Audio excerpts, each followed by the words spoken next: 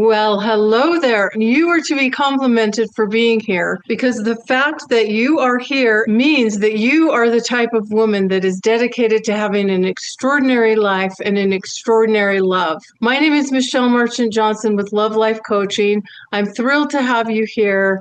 I'm honored to work with amazing women throughout the world to help them go from feeling frustrated, disappointed, wondering if love has passed them by or they've missed their chance, to moving forward with grace, ease, and elegance, to meeting and attracting a high quality man to share their life with. So we're going to be talking today about releasing yourself from past beliefs that ultimately affect how you show up and your behavior so that you can have the possibility of new growth and new opportunity. And I want to start by just sharing a little story. When I was growing up, my grandmother had a kitchen cabinet, a kitchen cupboard, where she kept all of her spices. And I loved going to her house and opening this spice cupboard or cabinet because the smell that came out was just amazing. It was just delicious. And I think back then, instead of having the spices in maybe glass bottles or things like that, some of her spices were actually like in bags and little boxes and things like that. And so they may not have been as well preserved, but the good news is the aroma was simply amazing in her spice cupboard. And so I used to love to go there and open the spice cupboard, and the smells of all of the different spices would just come right out. And it was an intoxicating smell and a really happy and fun memory that I have of visiting my grandmother's house. Well, one day I go to my grandmother's house and I open the spice cupboard and I could smell some spices, but instead of the spices, the overwhelming smell was just this horrible, horrible smell that just about knocked me over. It just about knocked me flat. And I was shocked and I didn't know what to think. And I said, Grandma, come smell this cupboard. It smells terrible. I don't know what's happening, but it just smells awful. Well, so my grandmother and we started removing things from this spice cupboard. And we kept taking things out. It was stacked clear to the back, filled clear to the back, taking things out, and we start seeing some little droppings. And as we take more things out, we get toward the back, and sure enough, behind the spices and the little droppings and everything, there was a dead mouse.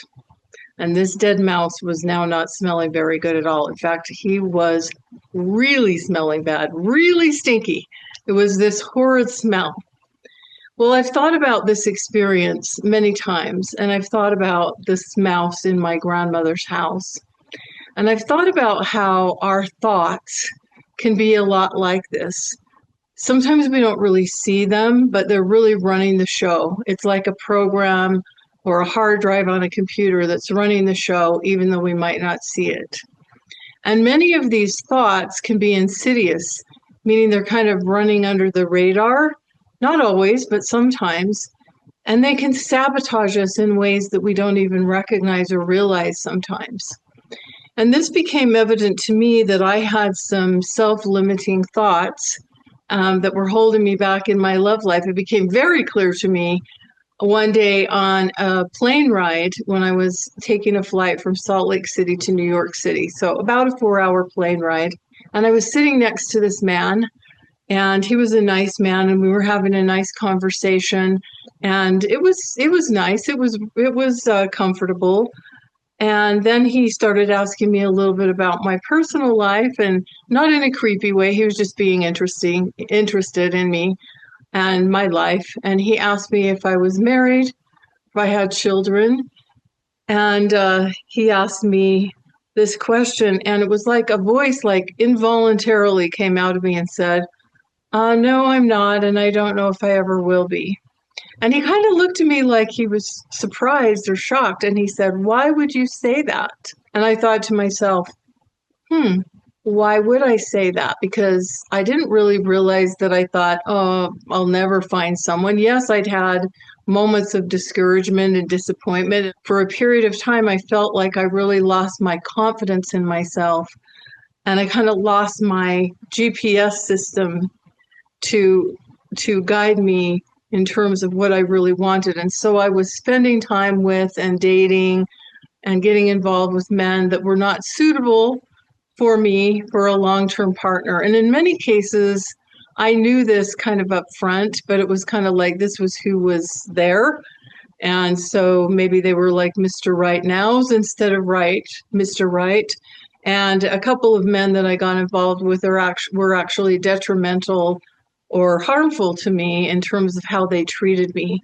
It wasn't until I got really grounded in my own value and got really clear about what I wanted, what I was committed to, and began to make my decisions from that place of being a woman of high value, that I was ultimately able to meet and attract my husband. But what I found in my own life and in working with so many clients is a lot of times these limiting beliefs are running underneath the surface. And sometimes we're aware of them, but sometimes we're not. And so they really can be something we don't see, but they're running the show. So these limiting beliefs can sound like things like, I'm too old, I'm too fat, kind of man that I want is not going to want me. All I attract are duds. All men are jerks. The good ones are taken, et cetera, et cetera. You know the lineup of these kinds of thoughts. And when we have these things operating underneath the surface or coming to the surface and we're aware of them, they can be very self-sabotaging, because when we are having these thoughts and we allow them to persist and we allow them to be there and think about those things or allow them to repeat themselves over and over again, we begin to truly believe them. And when we begin to truly believe them, then we begin to base our actions or our inaction on these beliefs. So, for example, if I believe that all men are jerks, I'm likely not going to be very receptive or responsive to a good man. Or if I believe that all the good ones are taken, or that the right man, kind of man I might want, might not want me, or is not going to want me, it's not going to be interested in me, then I'm likely to not be receptive or open to that kind of man when he comes along. If I believe I'm too old or too this or too that, or not enough this or not enough that, then I'm not very likely to put myself in situations where I can meet and attract someone new, where I can be in a place where I can be open and receptive and where someone can really see me, because I'm going to be in a protective mode, protecting myself from being hurt or disappointed. And I know it's a real thing when we have been hurt or disappointed or have felt rejection or had heartbreak before. What I also know, though, is there are always possibilities beyond what our eyes can see in the moment.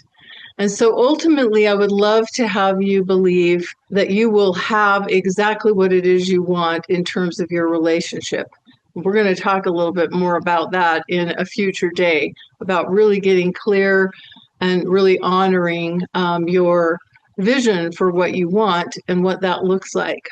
And so I know that it can be hard after we've experienced some of these things that have let us down or have been disappointed, and that can be real. And so it can feel like our thoughts and our beliefs are real.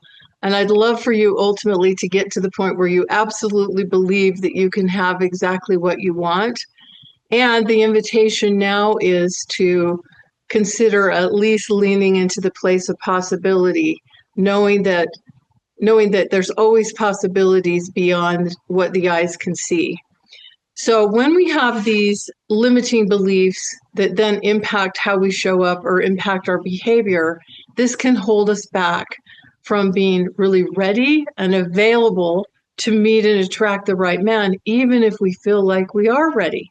Like, one of the things I've discovered is that if these things are running the show, it can really, really slow you down. So just like the leaves fall off the trees to make room for new growth and for new possibilities, we want to be able to let go of and release these insidious beliefs that might be running the show. So just like though in the spice cupboard, my grandma's spice cupboard, we have to first figure out or identify what they are, because you may be aware of some of them. You may also find that there are others that you might not have been aware of. So one of the exercises I often invite my clients to do is to answer a question that sounds something like this. What do you think or feel could be slowing you down, standing in the way, or stopping you from meeting and attracting the man of your dreams? And I have them answer that question or write their answers to that question as many times as they can until they can't go any deeper. So in other words, a lot of times what comes up on the first asking of that question are kind of the more surface things, right? Oh, I'm really busy, or I've focused on my career, or I have, this conflict or this challenge. And then a lot of times then I'll say, what else do you think could be slowing you down, standing in the way, or stopping you from meeting and attracting the love of your life or the man of your dreams?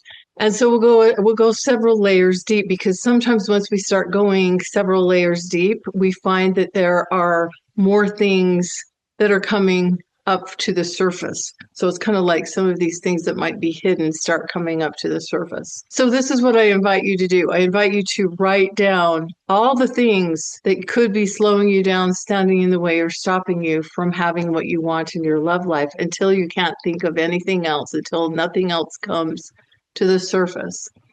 We're looking at these things not from a place of being critical or beating ourselves up or going, oh my goodness, this is just too much. We're looking at it just from a place of curiosity and saying, well, isn't that interesting? Just like when we're pulling the spices out of the cupboard, we're saying, wow, isn't that interesting? Now we're starting to see a little bit of droppings here. This is leading somewhere. This is leading us to the mouse in grandma's cupboard, so to speak, or the limiting beliefs that might be going on inside of you. And once you do this, then we look at them from a place of curiosity, not from criticism, not from judgment, just from a place of curiosity.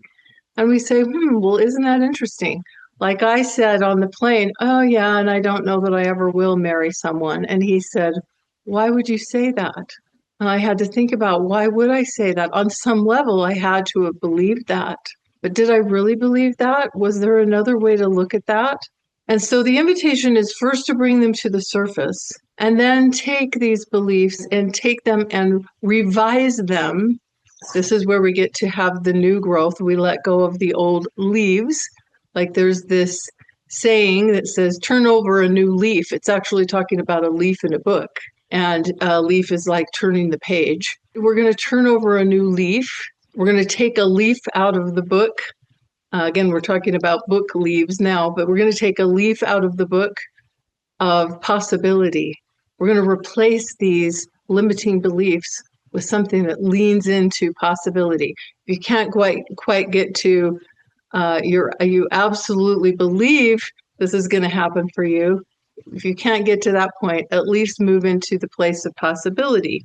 So we want to release what no longer serves you, old hurts, beliefs, stories, things that can prevent you from opening your heart or can really hold you back. So for example, if I were to have a belief, I'm inviting you to do this, so I want to give you a couple of tangible examples to make this easier. If I were to have a belief that says, I'm too old to meet and attract the love of my life, a possibility or a way to shift that might be, I value myself for my experience and wisdom. And I believe the right man out there is going to see that in me and is going to be so happy to be with a woman of my experience and age.